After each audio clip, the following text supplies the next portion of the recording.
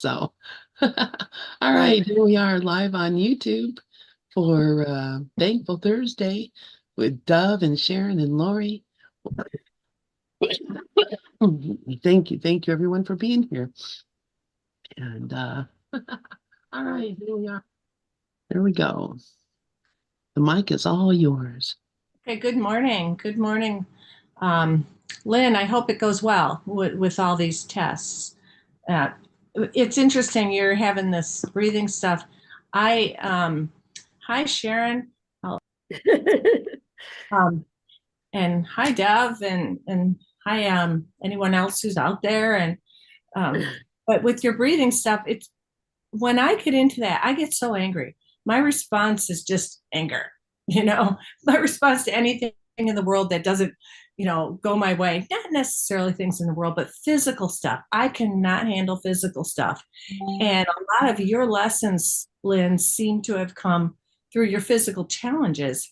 And I always admire people who can keep their positive attitude through these physical challenges. And Sharon, you've had a lot of them too that you've overcome. And I have another really close girlfriend who's not a course student. She's a born again Christian, so she thinks I'm going to hell. But anyway, she's had a lot of physical challenges that through her faith, just her faith in Jesus, she's overcome so many, and I just admire that attitude. I mean, I eventually get there, but only through this process of being mad as hell. I don't like feeling this way, and I've had this cough or cold for the last week. I'm the same way as you, Lori. I am not Get good mad. with I'm the same way as you when it comes to pain. Oh. Yeah, and I also like our egos just get my ego gets so riled up, like, oh, will this ever go away? That kind of thing. Yeah, and I find that when I get into the truth of my being, because it's hard because the course says the body or pain compels attention. So the whole purpose of pain is to put our focus on the body. That's right. Yeah. And when I'm focused on the body, I feel like crap. It doesn't matter if it's emotional crap or physically feeling like crap. When I focus on the body, I'm anxious, I'm angry, I'm separated, Well, we're in guilt. That's what happens when we're in the body. We're and the thing I see in my mind is that, I had all those like physical things in my 50s actually. And then by 65, I started to feel better, but I still get flared. But when it happens, boy, does it's not that my mood changes, that I hear the ego going crazy in my mind. Well, I think that's a really good point. See, you hear the ego go crazy in your mind, and because you're more aware. And so the body doesn't compel as much attention. Right, yeah. Because we're onto it. We know what's happening and we get it. And that actually feels like I shouldn't even read the lesson today. It feels like we should just talk about this right now. I was with my family in Philadelphia this last weekend, and I heard that you were out of town, Sharon, but normally, like when I go to Philadelphia, I stop by your house. And yeah, I was in North Carolina until Tuesday. Yeah, because I love when you come. Yeah, and I love seeing you. And the thing is, good morning, Mickey. And the thing is that I went with my two sisters and my brother-in-law, so I couldn't stop it at your house anyway, even if you hadn't, if you had been home. So I met Mickey. She met me in she met me in North Carolina. Because she lived. Yeah, so she met Cliff and I. It was so nice. So nice. Oh, that is so neat. And I visited with Corinne Zupko we met halfway in Princeton, New Jersey, and that was really a lot of fun. I love her too. I love her. It's just she's such a sweet soul. That just when she I have followed her for years. Corinne is going to be on this afternoon with the Foundation for Inner Peace I talking know, I about signed the up, Claires. yeah. Mhm. So I think I might be able to broadcast it here because we don't have anything live at that time. So What time I'm is excited. that? It's at 5 o'clock Eastern. Is I'll that be what- Yeah, I'll 5 just o'clock keep it Eastern? on because I'll come in then to the room or I Yeah. got the Zoom because I always go. She's just one of my favorite people. Like when it Yeah. comes to teachers, she's kind, she's just beautiful and so compassionate. See, when you're going through this, if you're in a higher place and somebody comes up and says something that it's not real, that's not meeting people where they are. I have never known Corinne not to meet everybody where they are. Because Yeah, that's all part of the process. We're walking our brothers home. So let them, when we vent, it sometimes can be helpful. That's all. she's Mickey, great. how you doing, love? Good. Okay, yeah. So I'm Lori's good. How are you? I'm good. I'm glad to be home. I always am glad to be home. Travel is good, but it's like, well, I don't know. I just feel like it's good to go away once in a while, but I'm more of a homebody. But I love North Carolina. It's a lovely place. Yeah.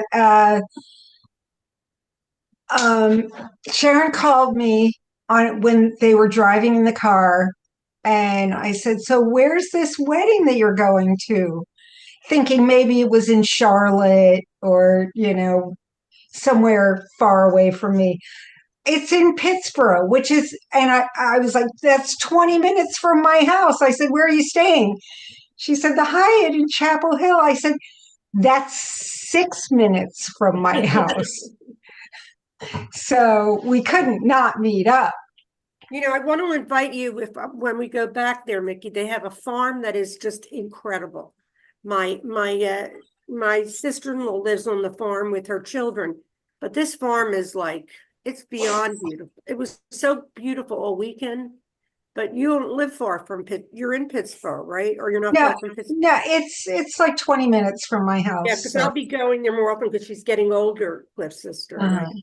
I love her. She's one of the best energy to be around. awesome. Awesome. Well, Yeah. it'd be great to visit again. Yeah.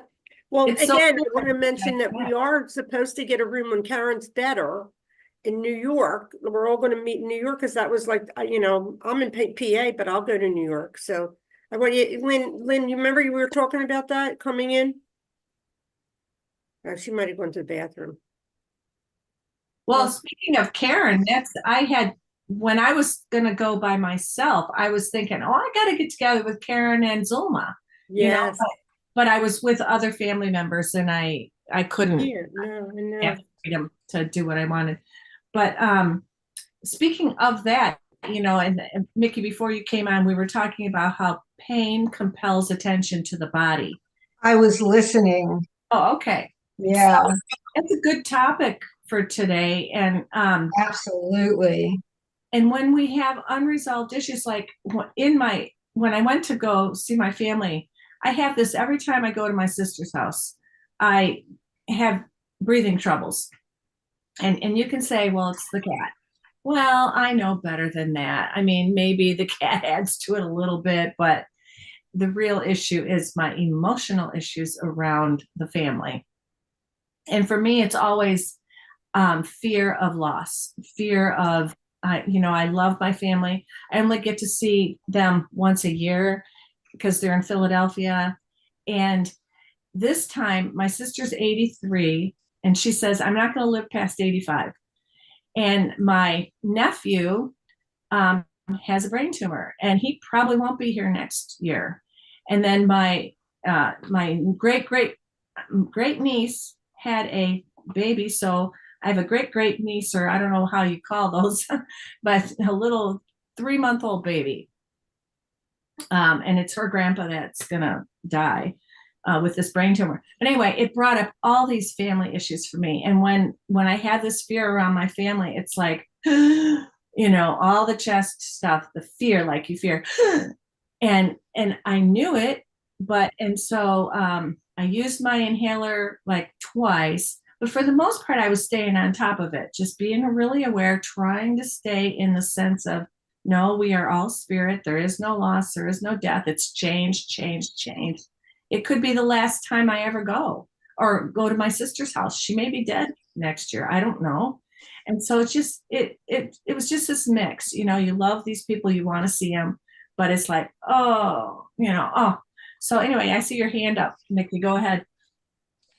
So this morning, when Prudence was playing the Ken audios, he was talking about that script of abandonment and loss, which is very near and dear to my heart. It has been a theme since the day I was born for me. So he brilliantly brought it around to, the Course says we cannot not be abandoned. And I'm like, yeah, right.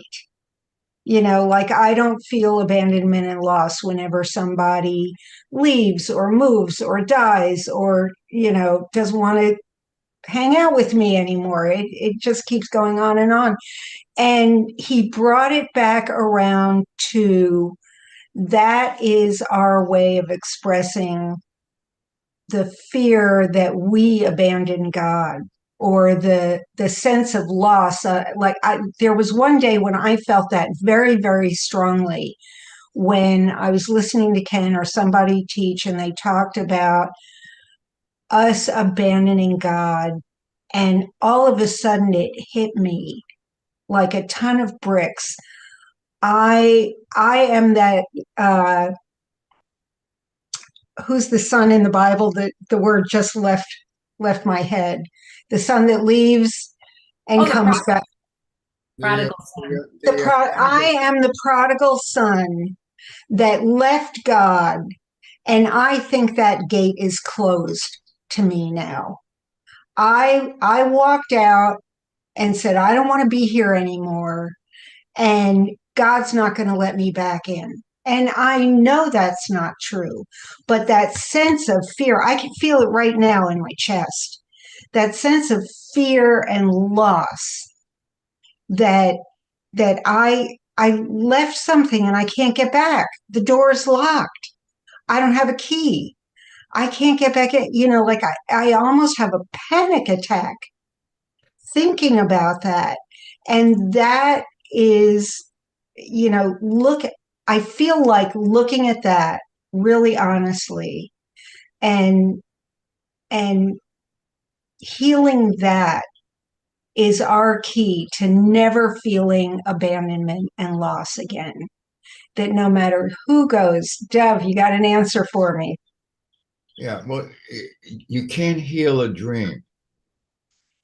True. What you just described, I can't get back. Reminds me of the dreams that I used to have many years ago, over and over and over. I can't get home. I can't get home. I missed the last train. I missed the last bus. I can't find a car. I can't find a cab. It's always I can't get home. Mm-hmm. You really have to wake up from the dream. That's the only way. That's what forgiveness is all about. We are forgiving ourselves for falling into a dream and thinking it's real. And how do we do that, Dev? Forgiveness, you look. No, wake up from the dream. I'm talking about it. Forgiveness looks right. I know you listen to Ken Wapnick all the time. He uses the following. It's not the way you set it up. We set it up so that we're outside and we can't get back in. It's not, it's the way it actually is. The way it actually is, as I fell into a deep sleep. I am the dreamer of the dream. You find the answer in chapter 27, section 7. I'm the dreamer of the dream. I took the tiny mad idea seriously. We all took it seriously. We love being Dove, Mickey, Lorri, Len, Sharon. We love being ourselves. But if you are yourself, you can't get back. That's pretty much what Helen did go through. As Ken says, nobody knew the Course better than Helen. This is Ken talking. Nobody knew the Course, but she says, listen, I know it's true, but it's just not for me. I I know. know it's, what did she say? I know it's true, but I don't believe it, or I know it's true, but I don't like it. I can't remember what. She was a very strong woman, we all know. She wanted to hold on to Helen. Right. And it's, but, and we all know I need to let go of wanting to be attached to this identity. Yeah. I need to let go of wanting to be this personality. And the more I say it, the harder it gets to let go. If you look at today's lesson, by the way, the answer happens to be in today's lesson. Thanks to Lynn, she sends it to everybody. This is what today's lesson is. I'm just going to put it on the board for a second, and it says, "I accept instead what God establishes as mine, sure that that alone will that I will be saved. Sure that I go through fear to meet my love, Father. I come to you today because I would not follow any way but yours. You are certain is your way, and I am grateful for your holy gifts of certain sanctuary and escape from everything that would obscure my love for God my Father and his Holy Son." So if I think I can do it as Dove, that's not true. I have to give Dove up. I have to give Dove up.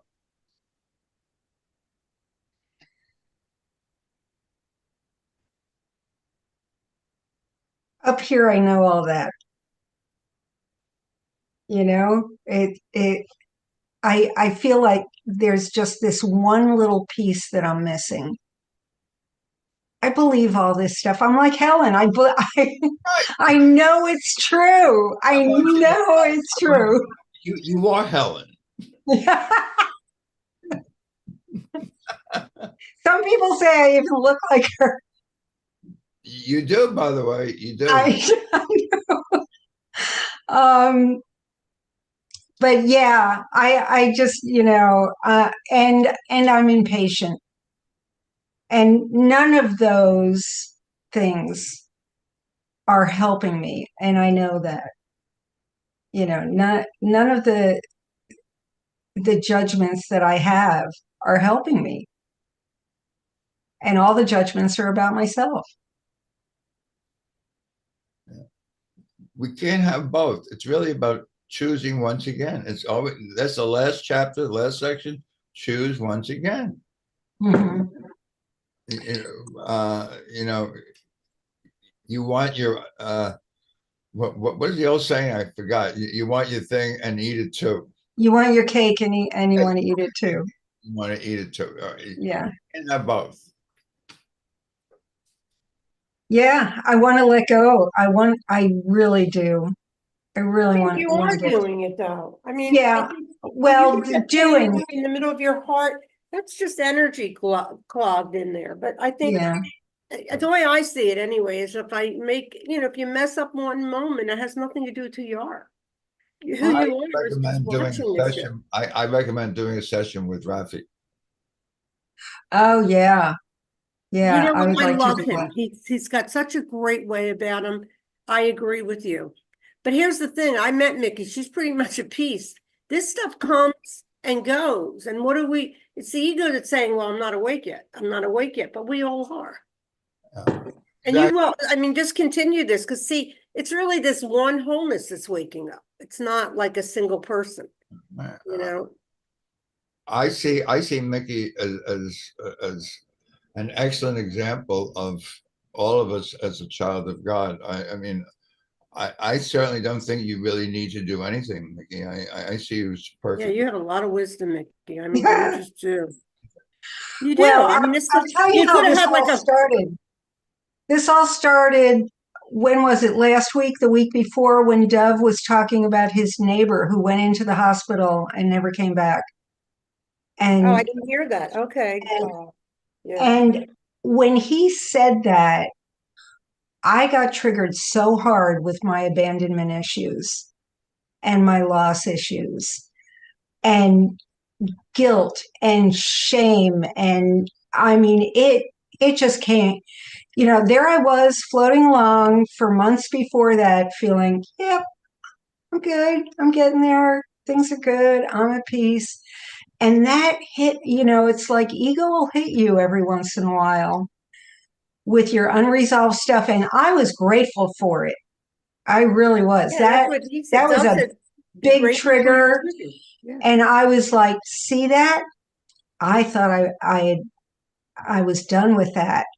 But that one little thing, and it brought back every loss that I've felt over the last 5, 6 years, every abandonment, it just came up like a ton of bricks. Hi, Karen. And I was like, oh boy, Oh, Karen's here. Yay. here's some stuff. So thank you, Dove. That really, He helps. I mean, I watched, yeah. when we were in Gather, we watched him go through cancer. I don't think I heard him complain ever, but that's not where I'm at. That wouldn't be, Yeah, but, that would be again, like me. if I stay in the unchangeable, then you're fine, and the thing is, this is all happening by itself. So I feel like everybody should, just look at our one being waking up, or our one mind waking up. It's, but I get the same way as you, Mickey, when I have like a bad time of it. You know that, you heard me last time, a couple of weeks ago. Yeah, I get the same way. But I mean, Dove also has been doing this 40 years, right, Dove? More. Oh, all right. Well, that's the difference. I mean, this is different yeah, he's going to be more centered sometimes. But, I mean, pain, I'm not a good student when it comes to my physical pain, but I talked to Sharon, just ideas don't leave their source. There's no pain. These are sensations. See, the ego then says, oh, this is when I felt like that. And this is when I felt like that. Yeah. I think it's also helpful to realize that everything that happens to us, we have asked for and we have received. It's true when you mentioned, what was it, over 10 years ago when I had cancer, there was no pain, by the way. I mean, there was only the idea that I'm getting these massive doses of chemo, which knocked me on my ass. I had to spend a week in the hospital both times that I had the chemo, because my immune system got down to zero, and they had to bring me back up to a normal immune system. But I didn't experience any pain. When everybody here has been talking about pain, I realized that my level of pain is I cringe when other people are into loss or something like that. For instance, some of I have a lot of people I know in the Philippines, because I used to send a lot of money there when One Mind Foundation was really a place that people sent money to, and we gave money usually to people out there who were single moms who had children who didn't have food on the table, and we used to. So I know a lot of people there, and they just went through 2 typhoons. Do you know how there's 2 hurricanes here in the United States? That was 2 weeks apart.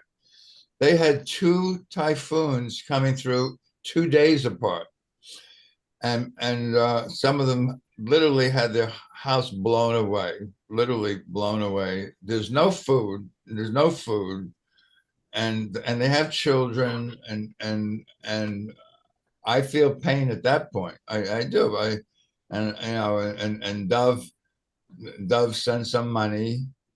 And these I send money, and I said, well, I can't send everybody money. I can't send everybody what they need to find a new place. To find a new place, you got to have 1 month security, 1 month this, whatever. There's always more money that's needed, and so I go through the pain of, I mean, how much money can I send? And then I'm listening to Ken Wapnick today saying, don't ever feel sorry for anybody. That's a curse on them. If Mickey was listening, he said that today. Don't ever feel sorry for them. That's a curse on them. So that's pain for me. I think we all have our different flavors Yeah. of where we feel it's all the same pain, but we get different flavors. That's right. Lori's got her hand up. Yeah, I wanted to comment on what you said, Sharon, about it's oneself waking up. Because when we think, oh, I'm waking up, we've just gone into the ego thought system because there's no separate me to wake up. And when I forget that, if the minute I go into the separate self, any of the personal issues that still hook us, like what you were saying, Mickey, about that Dove's neighbor that triggered you and you went into all that abandonment and loss, but you were grateful for it because it exposes the separate self identity and those things that still hook us and make us go into that. That's that pain that compels attention. It's an emotional pain, like, oh my God, like one of my hooks is my family and how much I love them and how much I'm scared of them dying and dying off because they're going to.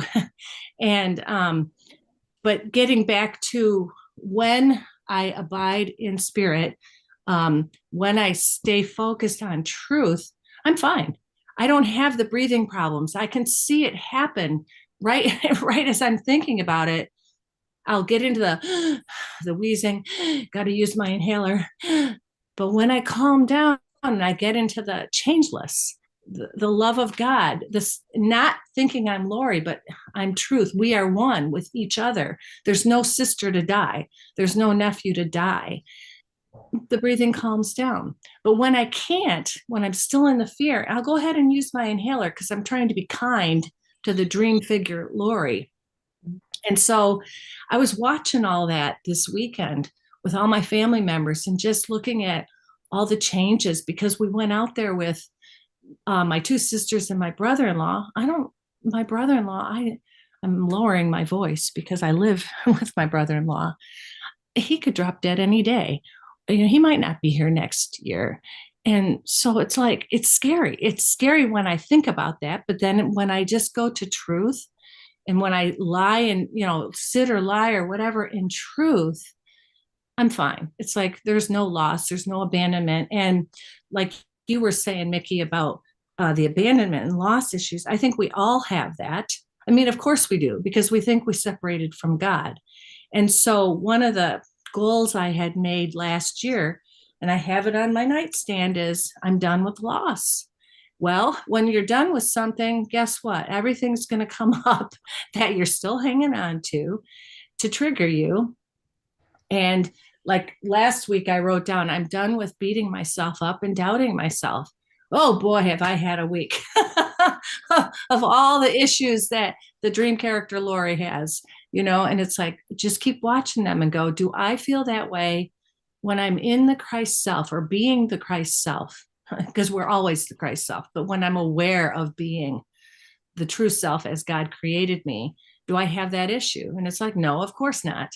So then I get calm again. But the minute I start thinking about it and start trying to figure it out and fix it, well, that's coming from the ego self. So I just wanted to say that about, what Sharon said.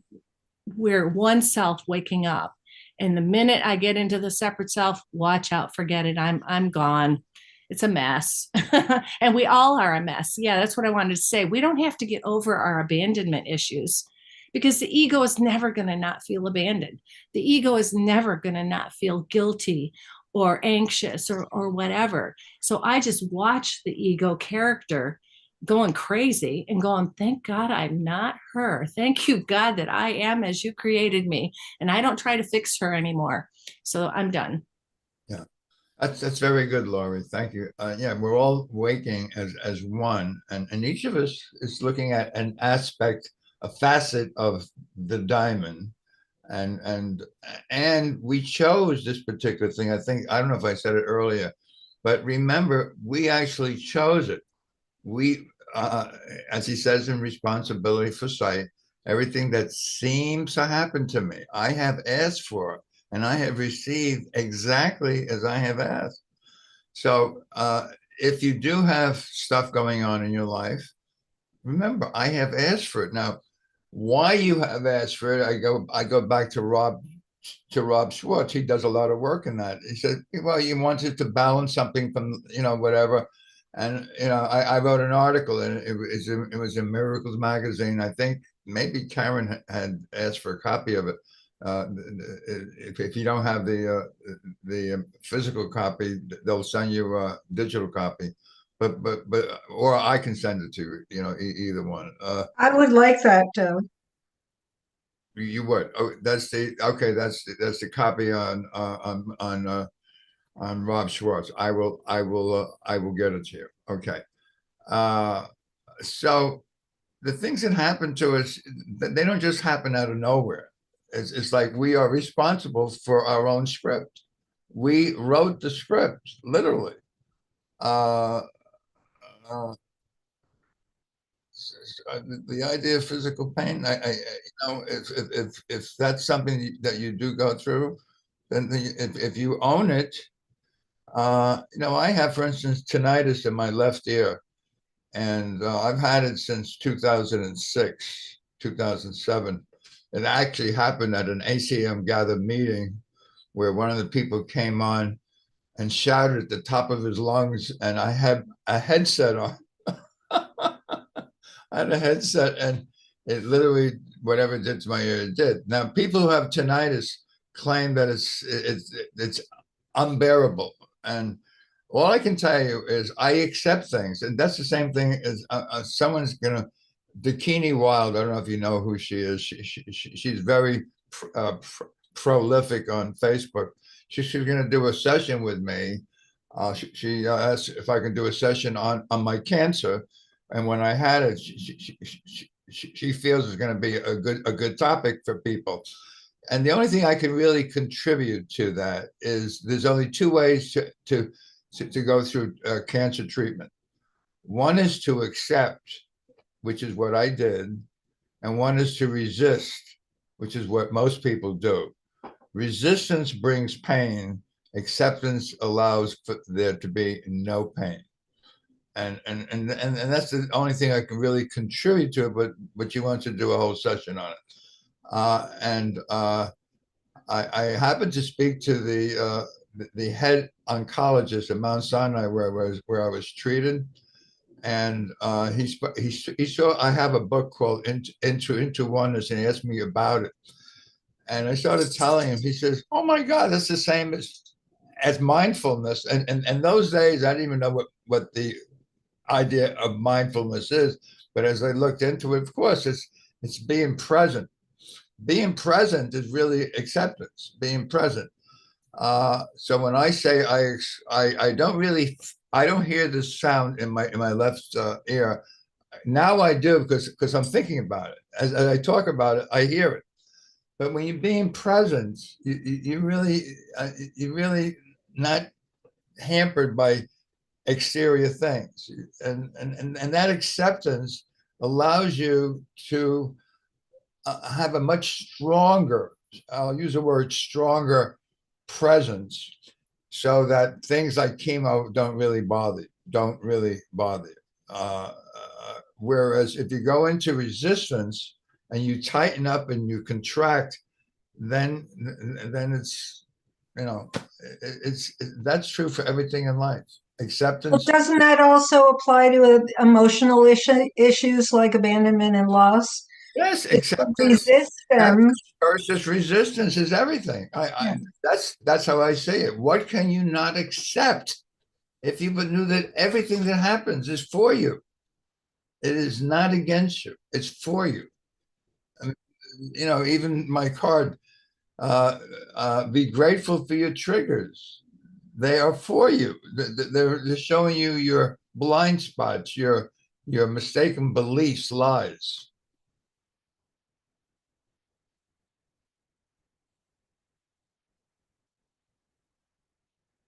I see hands up. Sharon and Lorri.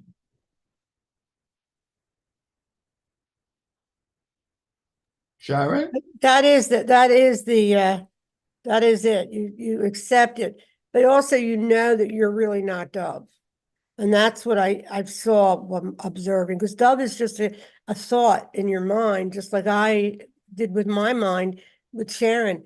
But when you were saying before, what could you not accept? This is coming from the wholeness. It's not coming for Sharon or Dove or anybody. It's this one mind. So acceptance comes in, we can certainly like go into our right mind and that'll help us. But I always thought that Sharon made the dream up. No, it's all conscious. So that's pretty much like what I was hearing. But Dove, you do set a really good example because you kept going through the course. And like, it's really important to realize that it's just one being waking up. So as long as we just show up, like, I don't ever have a day where I'm not doing something spiritual work because I'm drawn to it. I want it. It tastes good. That's where I'm at. But yeah, I have stuff too still. And I'm not like going to say, well, who has stuff? Because, when you really listen to Keith, you're not that person. The person can't be you. So yeah, we got pain. So what? It's our consciousness that's in pain. God, look what's going on here. I have such a good feeling right now with what's going on out there because I'm looking at it that we're all just waking up. Anyway, go ahead, Laura. As you were talking, Dove, about the tinnitus or tinnitus, it occurred to me, the thought is, can you accept that you don't have to accept it? Can you accept that you don't have to accept bodily ailments? And that was a new thought for me because it's like, I always feel like I'm in resistance to bodily ailments. Now, you don't sound in resistance, but I get resistant. I'm like, damn it, the body's not real. And the course says that it's just a projection. And so I don't have to have this. And I know I don't have to have this. And I don't believe in sickness and blah. So I'm in resistance. But can I accept that I don't have to accept it without fighting it and just accept what the course says as true, that the body is in need of no defense. It's not in need of medications. So can I accept that I don't have to accept the bodily stuff? Because a lot of spiritual teachings say you just need to accept what the body does. That's just what the body does. To me, that's not what the course teaches. The course teaches that my body is a wholly neutral thing, and it is never doing anything except what I'm projecting onto it. So I'll let it go because I see your hand up, Dove. All right. Yeah, I was listening to you and I was reminded, I think it was Mickey that mentioned something about death. Did you mention death earlier? That there's a fear of death, or no? You didn't say that? I heard it somewhere. I was thinking about my family members dying. Okay, so I think death is really the thread that moves through all the dreams. All dreams are made of the thread of the fabric called death. When the person, I forget who it was, could have been you, Lorri, Sharon, I don't know who, but somebody mentioned it. And I realized that I don't have that thought about that. I have a thought that death is just walking from one room into another room, that there's nothing to fear really. And listen, I'm going on to 85 soon. Obviously there's a thought that could happen at any time, naturally it could happen at any time. And but I don't have any thoughts about it. I mean, it happens, and that's it. And the idea of death is the idea of the death of Dove. There's not going to be any more Dove. I mean, Dove is only here as a person in a classroom to learn lessons. That's all. That's all this world is a classroom to learn lessons. And you need a costume, like a Halloween party, you come in costume. This is a costume. But to have death as anything that you fear, or I don't want to, I certainly understand a young person saying, well, I still want to live my whole life. I understand that. But you know, when you get to the age of almost 85, you know, it can happen at any time. So you just accept it. I just accept what is. You accept what is. But death is not real. I mean, that's, you know, you find that, I think, was in lesson 163, there is no death. And then he tells you in 152, no one dies without their consent. Read it. And the power of decision is my own. I think it's 152, 153, whatever. So, I mean, our real power is still with us. He tells you that in trust. Teachers of God have trust in the world, for they have recognized it's not governed by the laws of the world, the laws of death. It's governed by a power that is in us, but not of us. We're always really totally in charge and responsible for our going through the classroom and learning lessons, going through the classroom and learning lessons.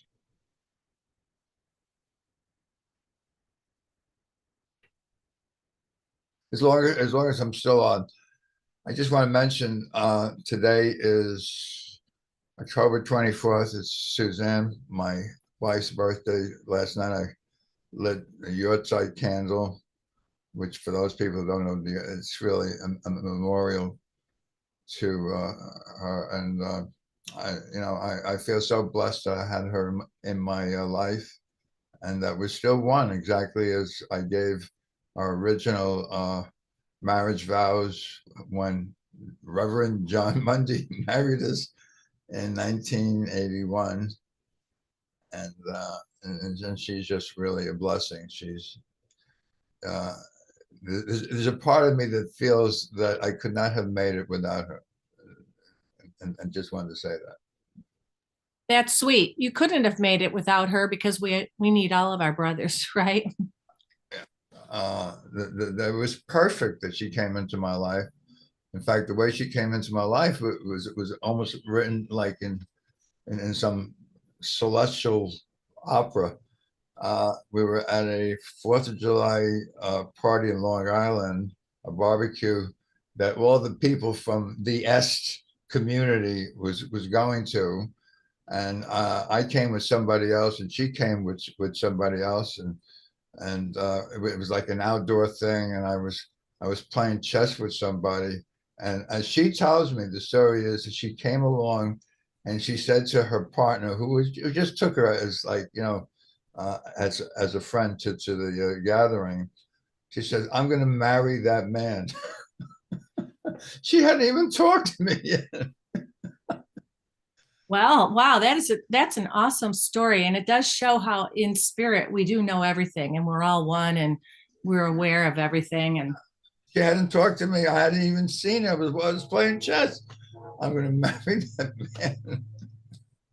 I have a friend who had that with her husband too. She heard, and when she met him, "This is your husband." And she's like, "What? Are you freaking kidding me?" You know, and I had the same thing with Rod. It was like, "You're supposed to be with Rod." And I'm like, "What? Oh, no way." I just want to butt in here and say, Dove, I was always so grateful for Suzanne. I would bless her and bless her, because without her, I think you wouldn't have been able to do all these things that you did for us. And you may not agree with that, but she supported you through all those years of, I mean, I was amazed that she just stepped back and let you just do the things that you did, running this gather and traveling when you did. And I'm so grateful for Suzanne. So thank you for bringing her up, Dove, because I loved her too. Thank you, Glenn. That is so true. She allowed me to be here, really.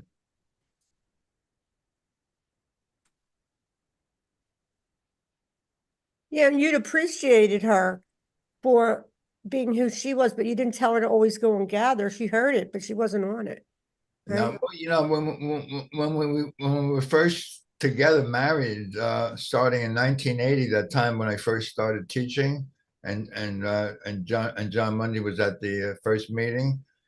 She was my partner in teaching for for 8 years. We used to teach together. Ah, And then I stopped teaching in 88 in 1988. And for a couple of years, we were doing business in New York City together. And then the internet opened, and I went back to the Course of Miracles, and she continued running the business. And she ran an incredible travel business that really allowed me to be free to start ACIM Gather, et cetera, et cetera. And, the rest is all history, but she was always a course person. I mean, when I met her, she wasn't a course person, but as soon as I met her, she did the course herself. Her favorite lesson is lesson 47. God is the strength in which I trust. And on the day that she passed, which is Lynn's birthday, February 9th, she just read lesson 47, not the lesson, just the title, and 48. 47 is God is the strength in which I trust, and 48 is there is nothing to fear. There is nothing to fear. And that's how she spent her last hour or so.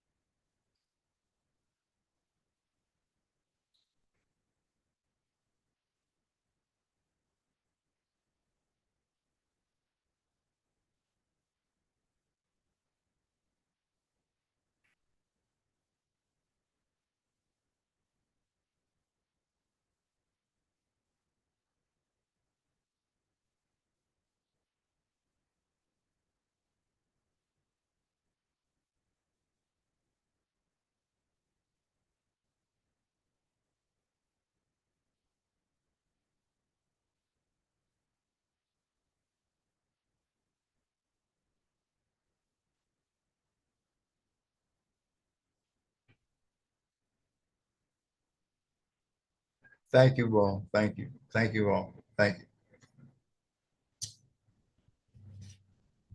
Yeah, we were just in the silence there, and I wasn't led to say anything. Yeah, I know. Thank you for the silence. I know that she's here.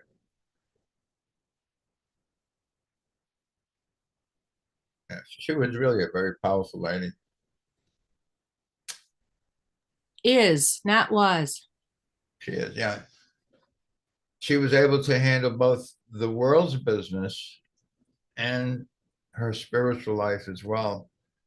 I was never really able to handle the world's business. I obviously favored the spiritual world rather than the world's business.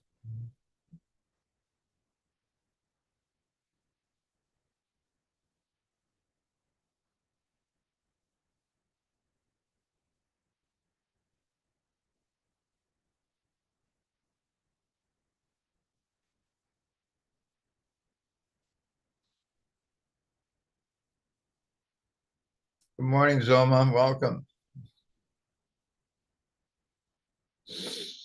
Morning, Dove and everyone. Hi, Karen. We haven't heard from you so far this morning.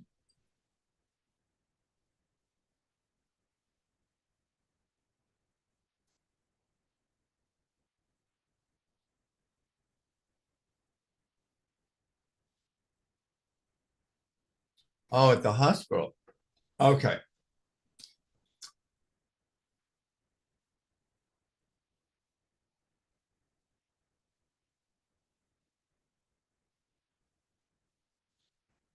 We missed you, Lorri, last Sunday. Yeah, I was in Philadelphia. Oh, okay. All right. Yeah. Yeah. Oh, you could have called me. No.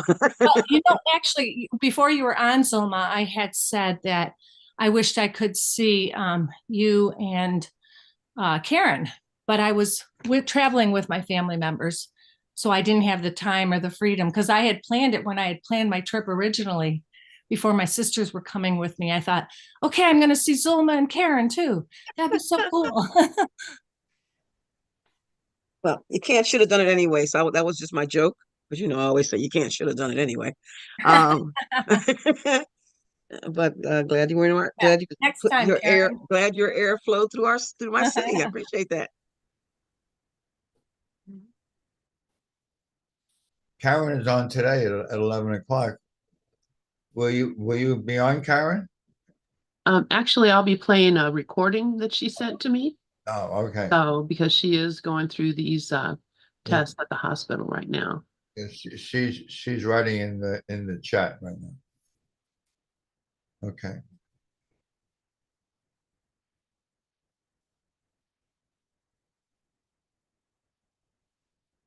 By the way, I just want to say I'm grateful for anyone who's willing to do a recording if they're not going to be here, and or send me something that I can play because I love to hear your voices, and I can replay obviously old ones, but it's great to have something new and fresh in your experience. So please feel free to think about that if you're not going to be here.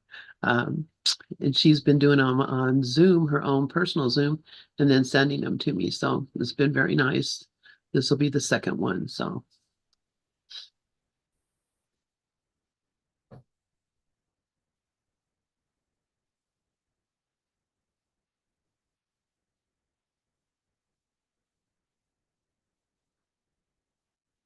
I just want to say this about Suzanne. She made it possible for me to even be here now. Literally, or you might say, well, Dev, Jesus or the Holy Spirit. Well, she was Jesus and the Holy Spirit. She even selected Happy for me. I mean, Happy was her dog. She spent 3 months on the internet looking for Happy. And then she finally found him. And Happy says, I'm so happy I'm here. Come on. Yeah. I'm so happy. The moment that she passed, by the way, this is a true story. Happy was sitting right on her chest, looking directly into her eyes when she literally took her last breath. We were watching the numbers, the numbers usually around in the 90s, 80s, then started falling into the 40s, 30s, 20s, and we knew there was very, and he was looking, staring right into her eyes, and I've always believed, it's a truth, it's a belief that she somehow transferred herself into Happy.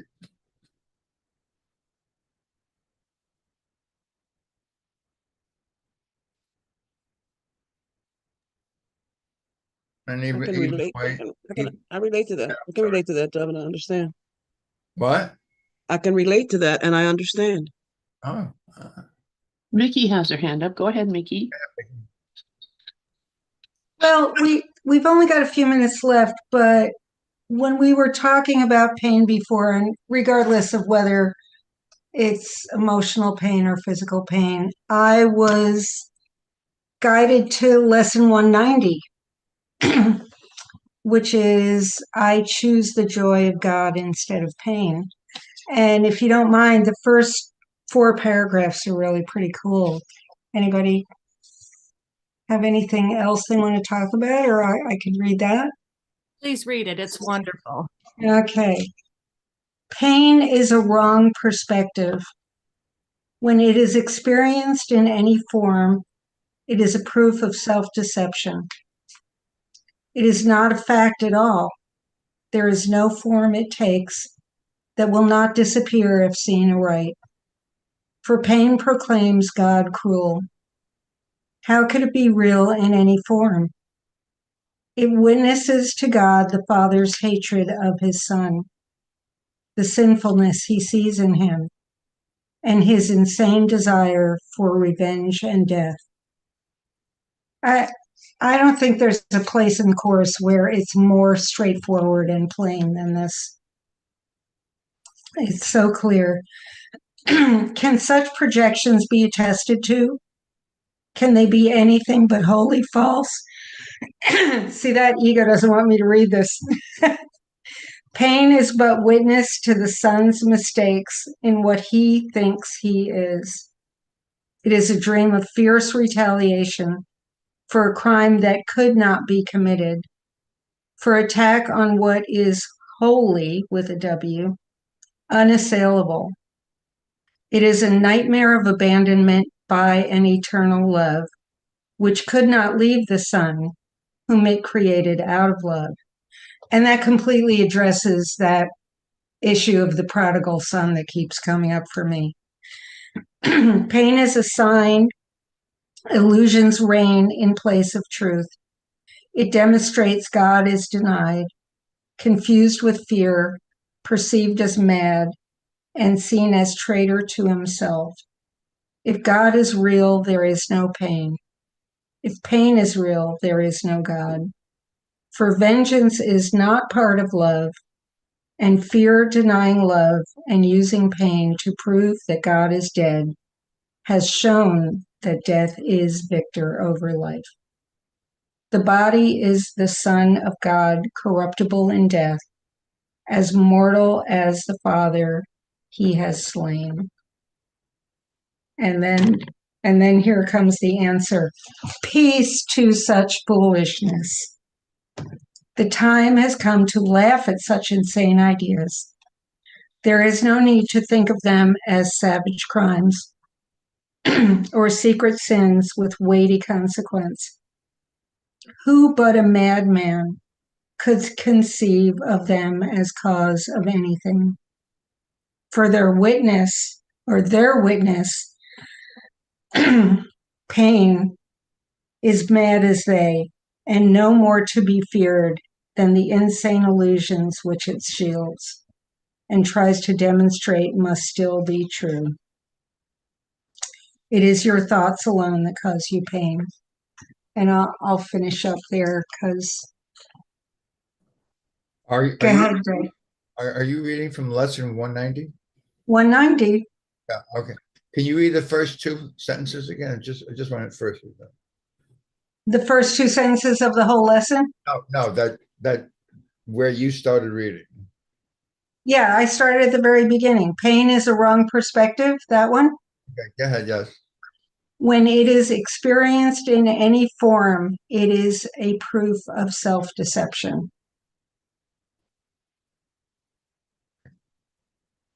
Yeah, lesson 190, which Jesus says any one of the last 20 lessons from 181 to 200 is the entire course. Any one of those. So 190 is one of them. And in paragraph 8 of that lesson, he actually tells you why you chose pain in paragraph 8. Do you want to read the paragraph? Sure. I'll read paragraph 8. Pain is the thought of evil taking form and working havoc in your holy mind. Pain is the ransom you have gladly paid not to be free. In pain is God denied the Son he loves. In pain does fear appear to triumph over love, and time replace eternity and heaven. And the world becomes a cruel and bitter place where sorrow rules and little joys give way before the onslaught of the savage pain that waits to end all joy in misery. Yeah. Yeah. So the reason that we pay the ransom of choosing the pain is to deny our Father the glory and the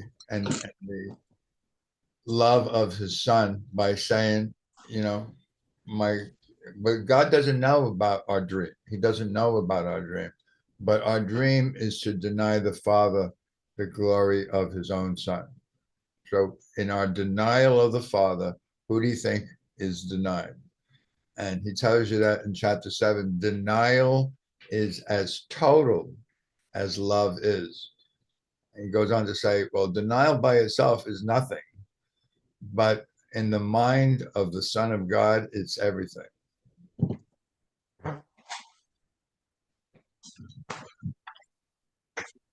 We give the power to denial. Peace to such foolishness. I love that line so much. Thank you for reading that, Mickey, and thank you, everyone. You got to laugh. Zulma, I don't stay because I go to pickleball, but but when pickleball ends, I'll be back. Oh, pickleball's fun, I hear. My That's funny. That's I'm gonna it. learn. I need to learn this. have fun, Laura. Thank you. I love it. Yeah, you know who loves pickleball? John Mark Stroud. Oh yeah. They're big pickleball fans. So, Don and Cindy. So, okay. Well, I love you guys. Thank you all so very much. And I will go ahead and close off this